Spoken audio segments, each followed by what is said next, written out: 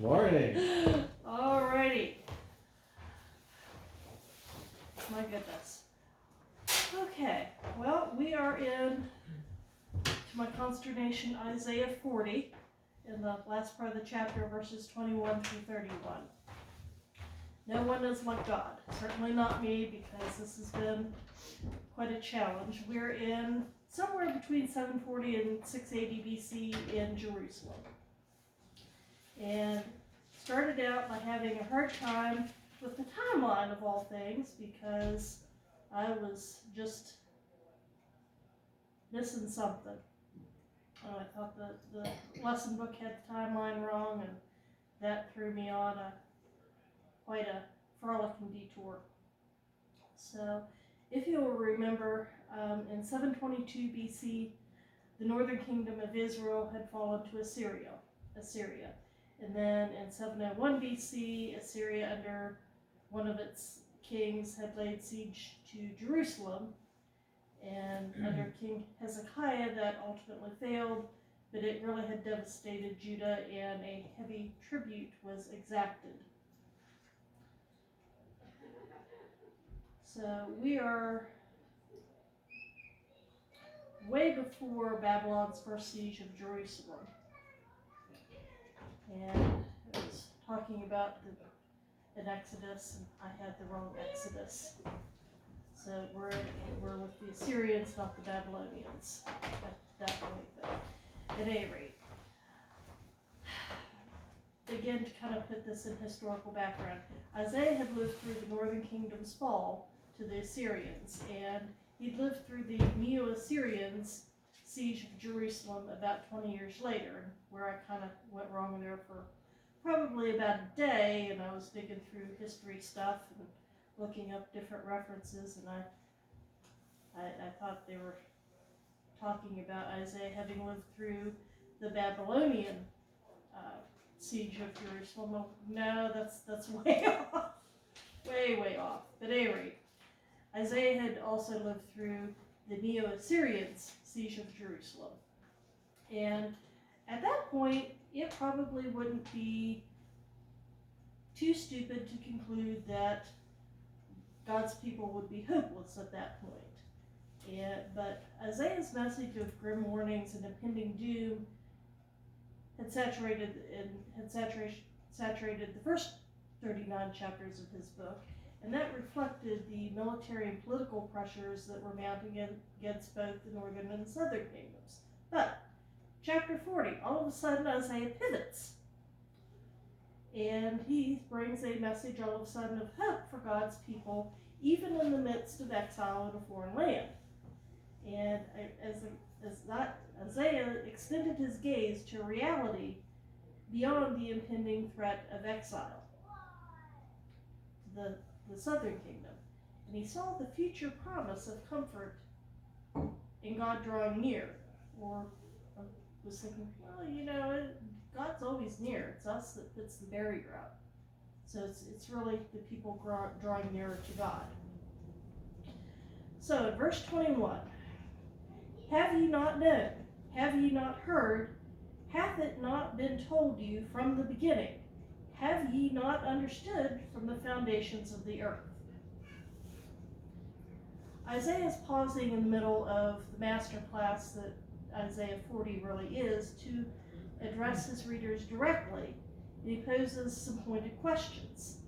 And the implication is that whatever Isaiah says next, the people ought to have known. And here, the thing that they should already have understood was the power and the authority of God. God and God alone is the creator, and he's the ruler over the cosmos and human affairs. God's not merely one among many sources of hope. He is the singular source of hope. And true hope is always and will always be only in our infinite God. And I want some of his energy. I really do. Yeah. That verse is a pretty powerful verse because of it's basically the foundations of all your learning, right? Mm-hmm. How are you going to do multiply and divide if you don't if you've never done addition and subtraction. So I mean, the Bible's the same way in God. If you don't understand the foundations from the beginning of Genesis, how are you going to be able to step forward? And that's why Genesis is always under attack, because God didn't create the earth in 7 days. If they could knock Genesis out, everything else goes poof. Yes, I mean, they're always, it's all by chance that we're here on this earth, and just our DNA structure, the mathematical code, the way the human body is developed. If you can get people to question any of that foundational stuff, then everything else starts to crumble. Yep. Yes, let's go back to the basics. You know this. Yeah. You know this. Okay, then we go to part 2, God of creation. Psalm 113 encapsulates the universal praise that God already receives. We might think that this is recognition of God's attributes and authority over the universe. That when you get today's reading and read those two together, today's reading hammers the point that these praises are due to what God does despite his loftiness. Because if it was just praising his attributes and authority, he wouldn't be fiddling with us.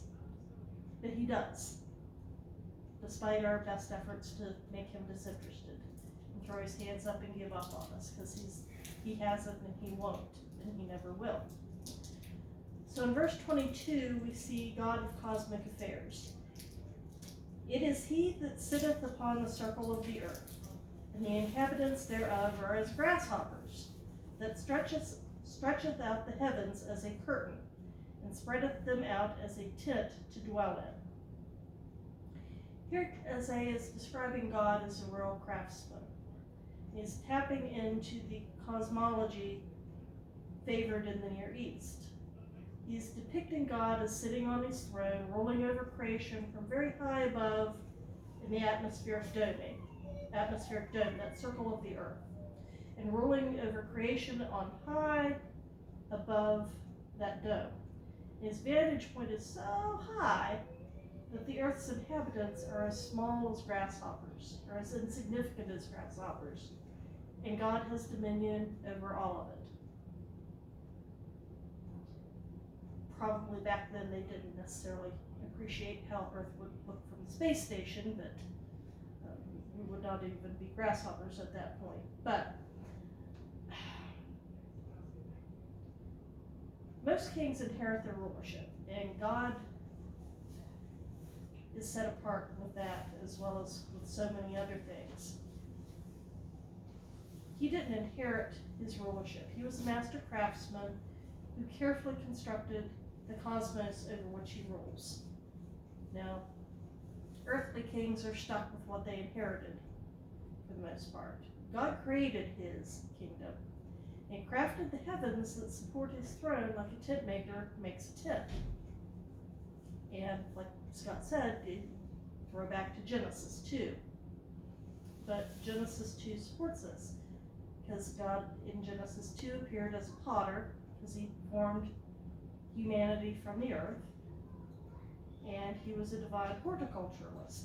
He planted Eden and grew trees for this humanity that he had created. He is also God of human affairs, that bringeth the princes to nothing. He maketh the judges of the earth as vanity. Yea, they shall not be planted, yea, they shall not be sown, yea, their stock shall not take root in the earth. And he shall also blow upon them, and they shall wither, and the whirlwind shall take them away as stubble. Even though we as humans appear as an insignificant multitude of grasshoppers to God, he's still interested in human affairs, and especially how they affect the weak. Again, going back to Psalm 13, God raises the weak and the poor to the status of princes, and brings the wealthy and powerful to nothing. So the reign of the tyrants really doesn't go unchecked by God. Just maybe not in the time frame that we would prefer it go. So here in verse 23, there's some irony. Isaiah says that God brings princes to nothing. That in other places in the Old Testament, the Hebrew verbs used to describe the act of appointing one to a position of authority. When God does appoint these people of authority, he doesn't raise them to additional power. Instead, he appoints them to nothing, stripping them of the positions that they cherish and covet. And in the next line, where it says, maketh the judges of the earth as vanity. Vanity means primeval chaos. And the chaos that God brings the earth's rulers to is the same as that was once used to describe the world. Genesis 1:2. You have the chaotic state of the world before God began to speak things into order.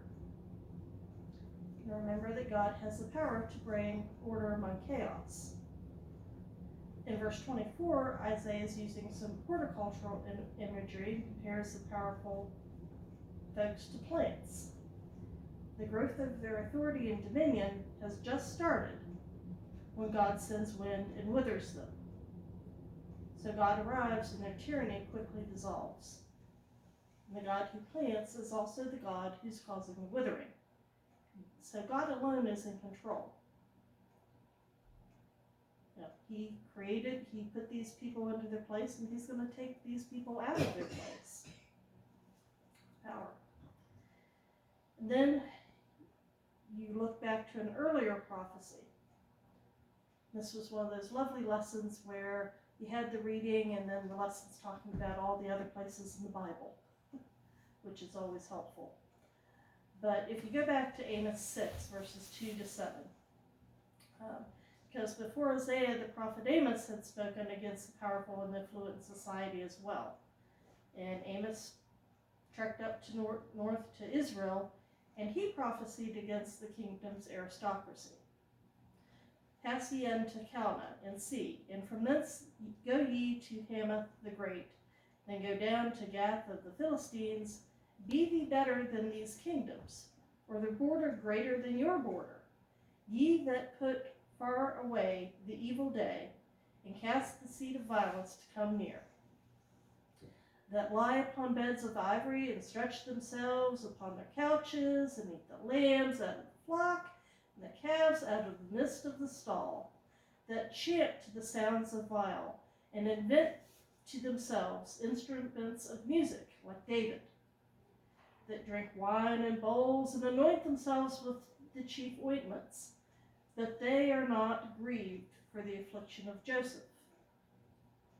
Therefore, now shall they go captive with the first that go captive, and the banquet of them that stretch themselves shall be removed.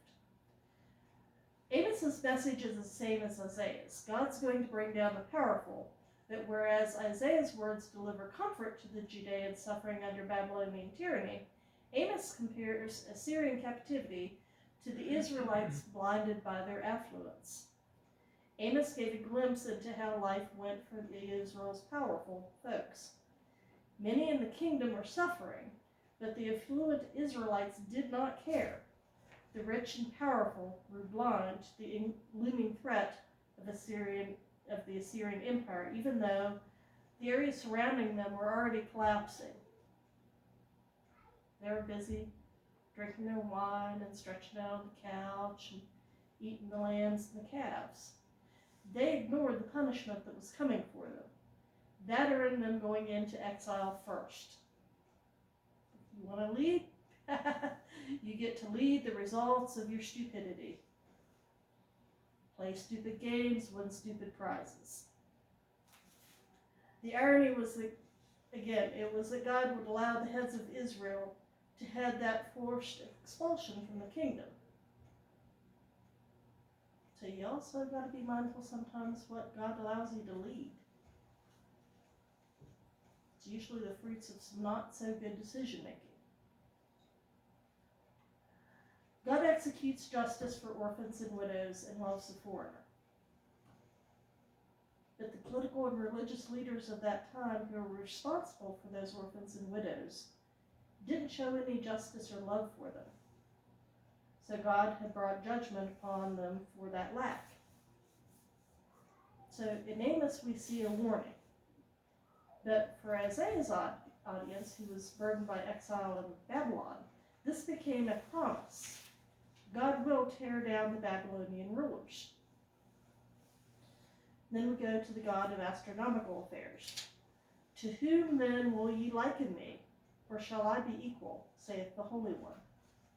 The verse starts out with God stressing his unparalleled standing, before instructing everybody to gaze up at the night sky. And if you recall, the ancient Babylonian culture revered astronomical movements and patterns.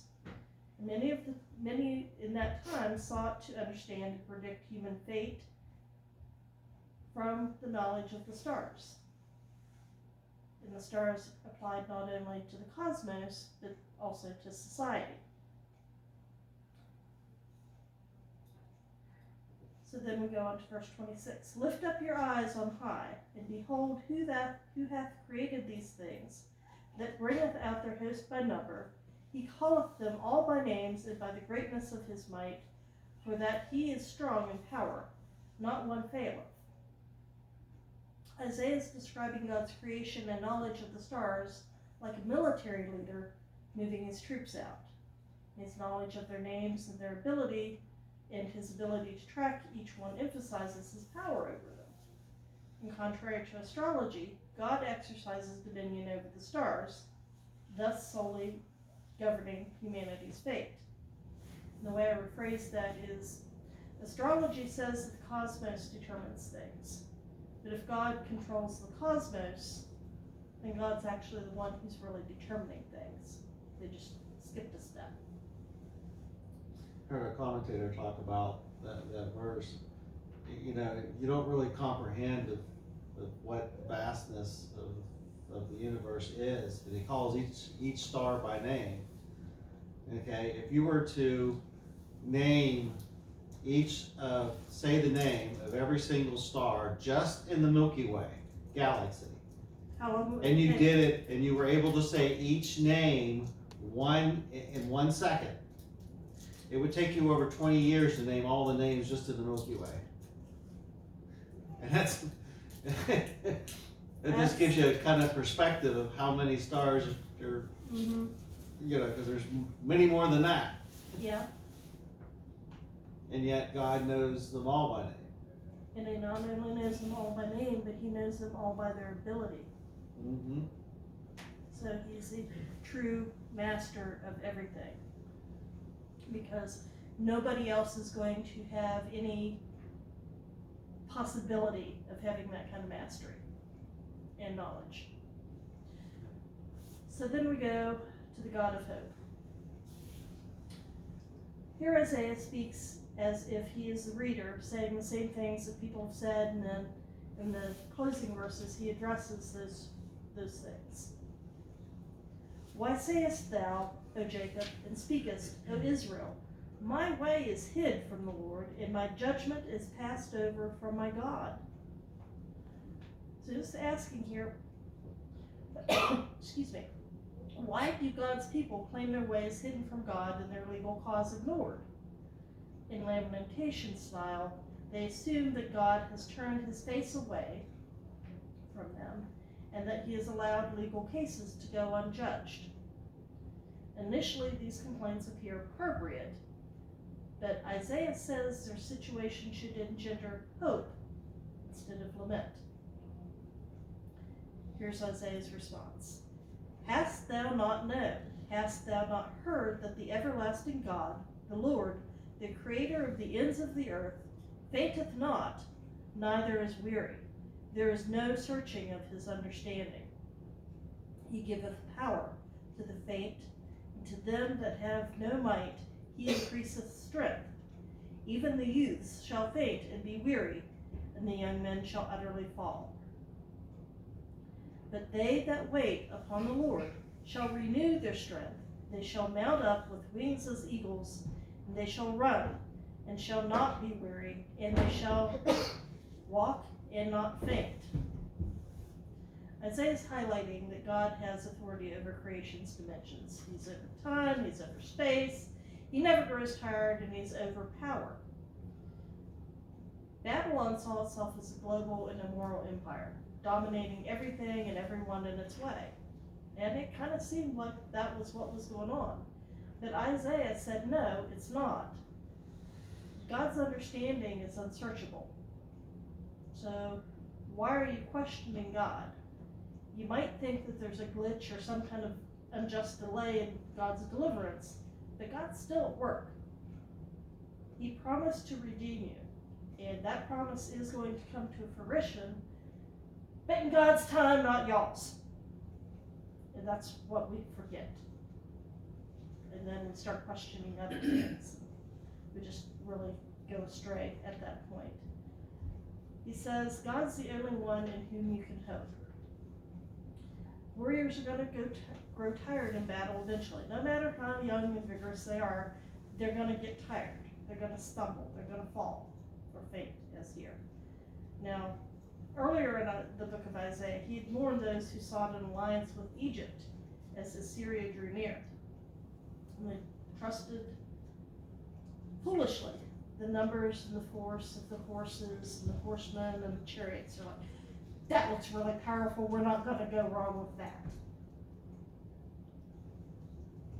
But that's the wrong thing to put our trust in, because God's the only one who is worthy of hope, because everybody else is going to fail at some point. They're going to fall, they're going to get weary, they're going to get tired, they're not going to have the breadth and depth of God's understanding, because it's all his plan. And we're along for the ride. So, typing a little bit over the squirrel. No one's God's equal. He rules over everything. We should recall what God has done in the past, because it's happened before, it's going to happen again. We have to recognize and remember, I think even more important sometimes, that God created the universe and he reigns over it. And he has authority over the human rulers. He put those human rulers in their place, and when his purpose for them is done, he will remove them. And God alone stands over the fates of humans and kingdoms. We like to think we're in control, or our leaders are in control, and well, maybe they sort of might be, but that's only because they're working God's plan.